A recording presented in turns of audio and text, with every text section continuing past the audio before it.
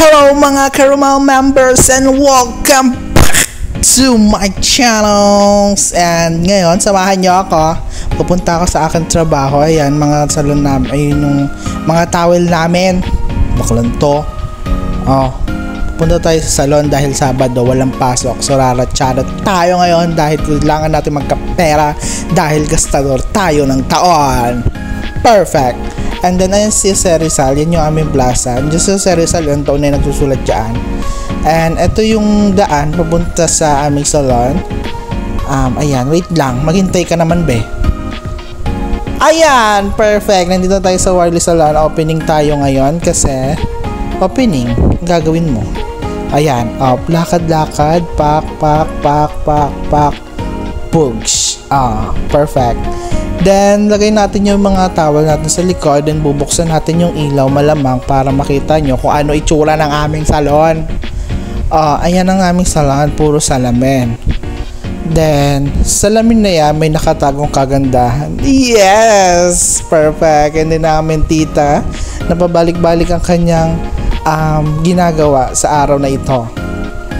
Makikita nyo dito, walang tao, malamang opening pa lang. Then, ito yung aming front desk. Tapos, ang aming mga couch. Siyempre, meron din kami dyang TV. Para pag meron kaming magandang ambience sa aming hotel. Hotel! Sa aming salon. Yan. Perfect. Nakalinis naman na kami kagabi. Kaya hindi namin maglilinis ngayon. So, siguro mga map na lang. So, pagbukas namin ng salon, meron na agad kaming kliyente.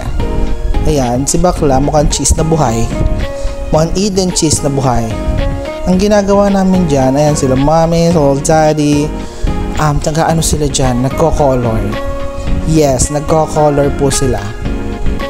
Coloring book, tsareng. Tapos yung ginagawa po namin ay nagba-Brazilian po ng buhok ni Madam. Dahil kailangan pong palambutin ang kanyang buhok at pagandahin. Yun po kasi ang nirequest niya. Yun din ang ewan ko po. Hindi ko ho alam. Bahala ho kayo dyan. Basta taga-apply lang ako dito. Ayan. Yung mga kinukulayan at bina-Brazilian namin is mga naka-appointment. Yan.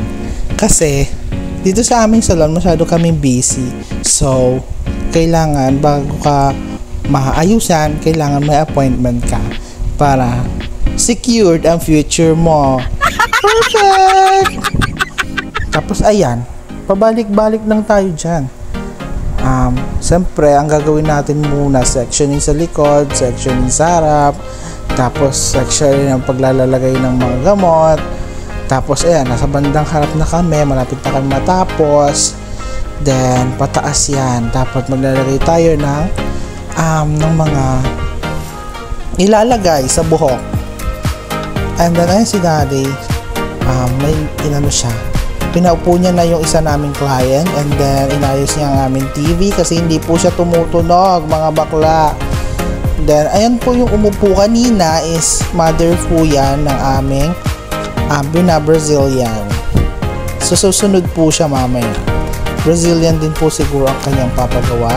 So, maghintay lamang po kayo ng ilang minuto o ilang segundo. So, kinuhanan na po tayo ng istasyon ng aking tita. So, babay na. Let's go! So, dito, makikita niya si Mami kung saan nagko-color kami. Si Mami ay kapatid ng aking ina. At ang aking tita na nagsabog ng kamalitahan, sinalo lahat, hindi ako titiran. So, sobrang bait ko talaga. Yan! Iaayos natin, setup natin ang ating picture or ating video para makita ninyo ng malapitan, face to face, ang aming ginagawa. So, ang ginawa namin dyan, sectioning muna, tapos routing siya. So, muna namin yung mga gilid-gilid para hindi siya sumabog. Then, pakailamera si Bakla Ayan!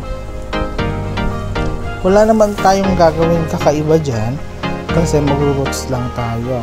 So si Madam, madami siyang white na buhok. Kaya kailangan naka-roots ang kanyang buhok. Ayan tayo. Nandun pa rin sa ilalim si Mother Earth, nasa taas na. So paliwanag na naman tayo ng ating tadhana. Then nag-usap-usap sila dyan about sa ulam, kung isa lang daw ba o 5, 3, 4 ang bibiling ulam. So nakipagtalo pa siya dyan ng aking tita na hindi naman nanalo kasi wala namang ulam doon sa pinupuntahan niya. Then ayun, mamaya babalik yan, meron ng ulam. Tapos busy kaming lahat. Si Daddy naman nagugupit, kami nagro-routings, tapos na si Mami ako hindi pa. Grabe ang likod, parang chopping board na dilaw. Oh, kanina mukhang cheese no, chopping board na dilaw. Hindi ko nga alam kung ano yan eh, kung nakaharap ba yan kasi may dede din sa likod. Bye! So ayan, tapos na kaming mag-color ng aming mamita. So akala niya picture yan. So peace be with you. So John, sinabi niya ba to ang ganda ng aking camera? Syempre may binabagayan, maganda ang may-ari. Bye! So tapos na kami sa lahat ng aming ginagawa ngayong araw. So uwian na. So magtatanggal na tayo ng ng makeup, contact lens. Maglilinis na tayo ng ating muka kasi dapat pag uwi malinis na tayo kasi di naman tayo makapaglinis agad pag uwi natin. So ayan, mino-moisturize natin ang ating muka kasi pero nakilamos naman na ako dyan. Tapos for the suklay kasi alam ko mag-ano kami dyan mag-grocery. So tanggalin na ang mga ginto, para kasing kaday ng ginto, dalawa-dalawa pa. Kala mo naman. Bye-bye guys. Bye-bye happy high school. Basta ka pupunta? Uwi na. Bye-bye. Naka-live ka? Hindi, mag-vlog. Nagawalag siya ito kasi. Hindi mo vlog. Lagawag. Maghuhugas ako tayo ng plato. Unahin po natin yung kutsara. Hello guys! Welcome. Unahin po natin yung kutsara. Wala po yung baso eh. Ito pala. Unahin po natin ang kutsara pero wala ko tayong bula. Balaw-balawan lang. Balaw-balaw lang ho, walang sabon. Display lang po yung sabon dyan. Display lang po yung sabon. Kakagulo na po kami dito. Bye! So ayun, kala ko matatapos na ang buong araw natin. So hindi pa pala kasi nga mag-grocery tayo. Kasama namin ang Tita Heidi kasi mag-grocery din daw siya sa kanyang mga junakis. Gabing-gabi na mga boy. Gabing-gabi na.